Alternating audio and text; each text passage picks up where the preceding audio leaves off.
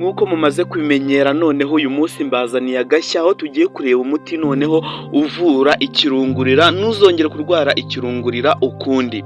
Hari abantu batari bazi aka kantu ko kwivura ikirungurira, ngira nk'uko tumaze kubimenyera hano ku Ikibazo TV aho tubagezaho imiti igiye itandukanye tukabarangira nkakubwira uburyo ki wabikoresha hanyuma wabikoresha neza ugakira. Hano rero nk'uko muri video zatambutse naberetse uburyo ki wakemura ikibazo cy'umwana unyara ku buriri, umwana w'umuswa mu ishuri, nakwereka uburyo ki wakoresha umuti nabarangiye agahita aba uwa mbere. Mbereka n'imiti myinshi igiye itandukanye, ariko uyu munsi reka munyemerere mbereke indwara yo itera ikirungurira. Hano ikirungurira ni ikibazo gikomeye cyane gikunda kuboneka iyo umuntu amaze gufata amafunguro, ariko nyuma y'igihe igifu ntikibashe kuba cyakora neza cyangwa cyagogora neza ibyo gisabwa, hanyuma gastric juice ikiyongera cyane mu gifu, hanyuma hakabaho kurwara ikirungurira ukumva urimo urababara hano hegereye umutima, ukumva ni nk'icyuka gishyushye cyangwa ikintu kimeze nabi kigenda kigufata. Ariko uyu munsi ngiye kubereka uburyo ki wakoresha ukivura ikirungurira burundu. Hanyuma hano rero ngiye kubereka imiti igiye itandukanye, byaterwa n'ikintu wabona kikoroheye.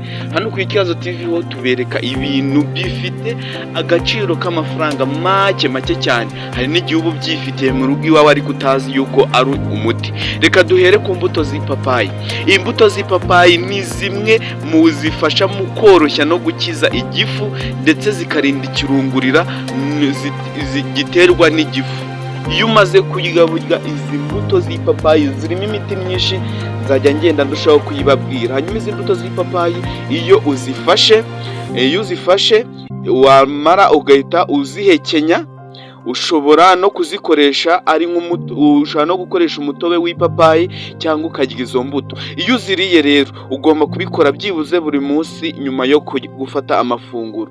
Icyo gihe menya yuko ikirungurira mu minsi 3 ukoresha uyu muti w'ipapayi, wakoresha umutobe w'ipapayi cyangwa ugakoresha imbuto z'ipapayi, menya yuko mu minsi 3 umaze kwivura ikibazo cy'ikirungurira, hehe no kongera kugaruka ku mubiri wawe cyangwa hehe no kongera kuzamuka ikirungurira. Hanyuma rero ushobora no kutabona imbuto z'ipapayi cyangwa utabona ipapayi umutobe wayo, ushobora noneho no kubona umutobe wa tangawizi uzwi nka ginger juice. Hanyuma tangawizi yo ifite ubushobozi bwo guturisha igifu no kugabanya ibimenyetso by'ikirungurira igihe kirimo kirakuka, kuko ifasha mu kugabanya ibimenyetso by'umubabaro uboneka mu gifu igihe umaze kuyiha cyangwa igihe igifu kitarimo kirakora neza. Hanyuma rero uyu mutobe wa tangawizi urawivura gute rero? Urafata ibice bitoya bya tangawize, hanyuma numara ubikonje cyangwa ubisye. Numara kubisya neza ufata akayiko k'amazi ya tangawize, cyangwa utabona akayiko k'amazi ya tangawize ufate ibyo bisye cyangwa ibyo bintu bya tangawize wagiye usya, nurangiza ubivange n'amazi akonje, nurangiza ujye winywera agakombe kawe ka tangawize nyuma yo kunywa. Hano rwose menya yuko nawe mu minsi 5 yonyine menya yuko ikirungurira uragisezereye burundu. Hanyuma rero imikoreshereze yabyo ni uko ugomba kubikora byibuza buri munsi igihe wumva ikirungurira gitangiye kuzamuka. Hanyuma mberetse ipapayi, mbereka n'umutobe wa tangawizi. Hano uba ugomba kubikora imbuto z'ipapayi ho ugomba kubikora igihe umaze kurya cyangwa umutobe wayo, ariko tangawizi yo ubikora igihe ikirungurira wumvishe gitangiye kuzamuka, icyo gihe uba ukirinze. Hanyuma rero ku bantu b'abasirimu babona icyayi cya kamomayiri, iyi kamomayiri nayo ibasha kubafasha.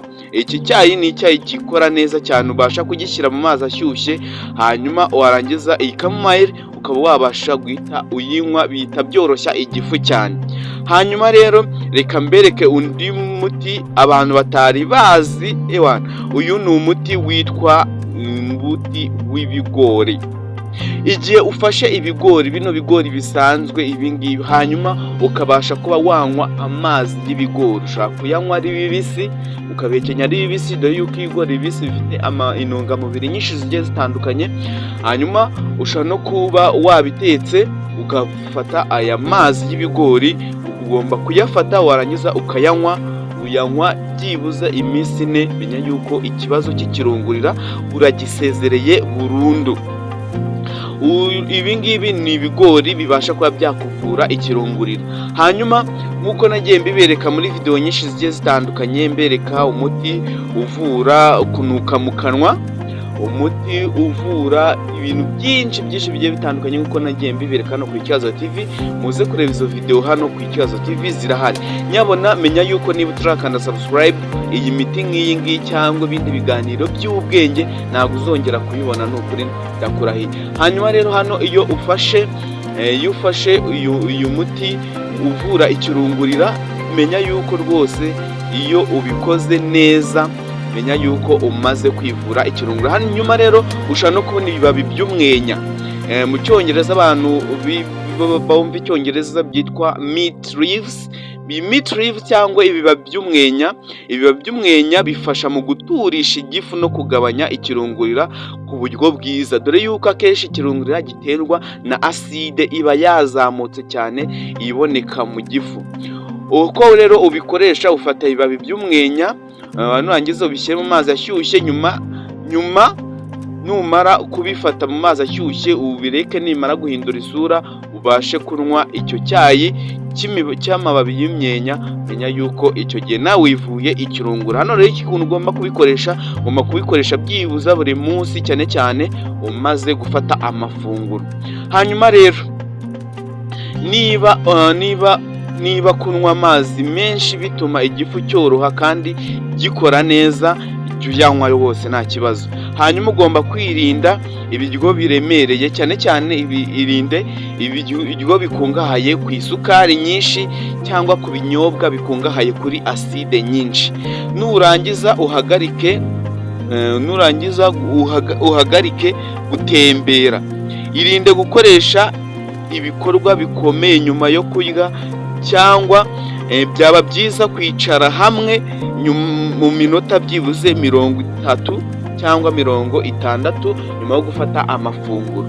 Irinde gutembera rero ngo umare kurya amafunguro ashyushye nurangiza uhita utembera ako kanya. Rindira byibuze iminota 30 nurangiza umare gutembera. Icyo gihe niba ukoresheje zino nama ukabona ntago biri gukunda, menya yuko ugiye kugira ikibazo cyo kurwara igifu, ihutire kujya kwa muganga agufashe. Ibyo biba ari ikimenyetso by'igifu igihe utavuwe n'imiti tuba turarangira hano ku Ikibazo TV. Ndabakunda cyane, njye ni Callixte Mutabazi. Hano rero tubazana ibiganiro by'ubwenge, haba ibiganiro bya tekinoloji, ibiganiro by'ubuzima n'ibindi biganiro byakugirira akamaro buri munsi. Hano twiyemeje yuko ikintu cyose kigufitiye akamaro tuzajya tukikuzanira. Hanyuma ivura ikirungurira no kongera kurwara ikirungurira. Rero ku bantu bagira ibibazo bimwe na bimwe, ibibazo byo kunuka ibirenge, kunuka mu kanwa, umwana utsindwa mu ishuri, umwana unyara ku buriri, umuntu uribwa mu gihe cy'ukwezi, ubwo ndavuga ku bagore, ndetse n'indi miti myinshi igiye itandukanye hano irahari. Hanyuma niba hari umuti ushaka yuko tukubwiraho n'ukuntu wabasha kuwutegura, nyandikira muri comment umbwira ati dutegurire uyu muti. Imiti ni myinshi, ahubwo icyo mbasabwa ni ibitekerezo byanyu kugira ngo mumbwire ati dukorere uyu muti, banza dukorere uyu muti, yindi uzayidukorera inyuma. Hanyuma nahawe rero kwandika comment uvuga ikibazo kikunaniye cyangwa ikibazo kikuzengereza, tukagushakira umuti. Hano ni amafaranga tuguca, ahubwo tukurangira umuti ku buntu. Icyo ubusabwa ni uko twubaka sosiyete izira umuze. Ndabakunda cyane, njye ni Callixte Mutabazi. Reka duhure mu yindi video itaha mugiye kunsaba hano muri comment. Bye bye.